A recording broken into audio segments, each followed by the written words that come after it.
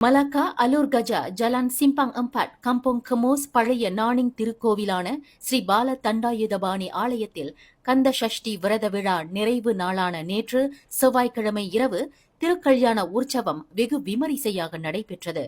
ஆலயத்தின் பிரதம குருக்கள் ஆஞ்சநேய உபாசகர் ஈசான சிவம் சிவஸ்ரீ கு நவதாச சிவாச்சாரியார் தலைமையில் ஆலயத்தின் திருமண மண்டபத்தில் ஸ்ரீ வள்ளி ஸ்ரீ தெய்வானை ஸ்ரீ ஆறுமுக சுவாமிகளின் திருக்கல்யாணம் நடந்தேறியது.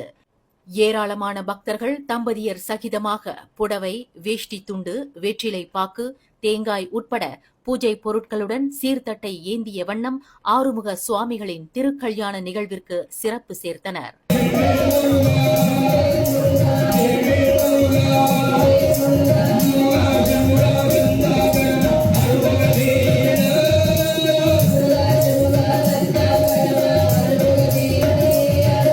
நாதஸ்வர மேலதாளம் முழங்க முருகப்பெருமானுக்கு சிறப்பு பூஜைகள், அபிஷேகங்கள், ஆராதனை மற்றும் தீபாராதனையுடன் உற்சவம் தொடங்கியது.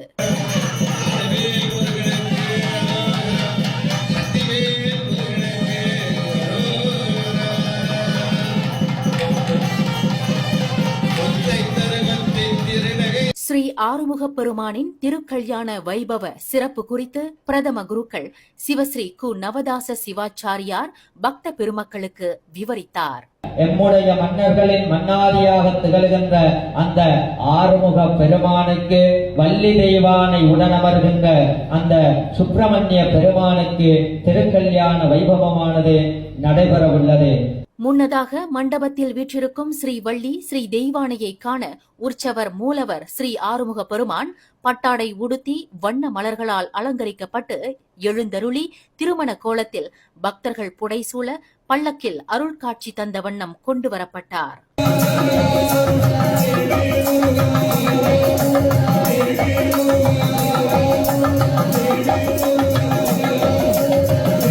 இரு வீட்டாரும் கலந்து பேசிய பின்னர் நிகழ்வின் உச்சமாக ஸ்ரீ வள்ளி ஸ்ரீ தெய்வானை சமேத ஸ்ரீ ஆறுமுக சுவாமி மாலை அணிவிப்பு நிகழ்வில் மண்டபத்தில் குழுமியிருந்த பக்தர்கள் அரோகரா என்ற பகுதி முழக்கத்துடன் திருக்கல்யாணம் இனிதே நிறைவு பெற்றது.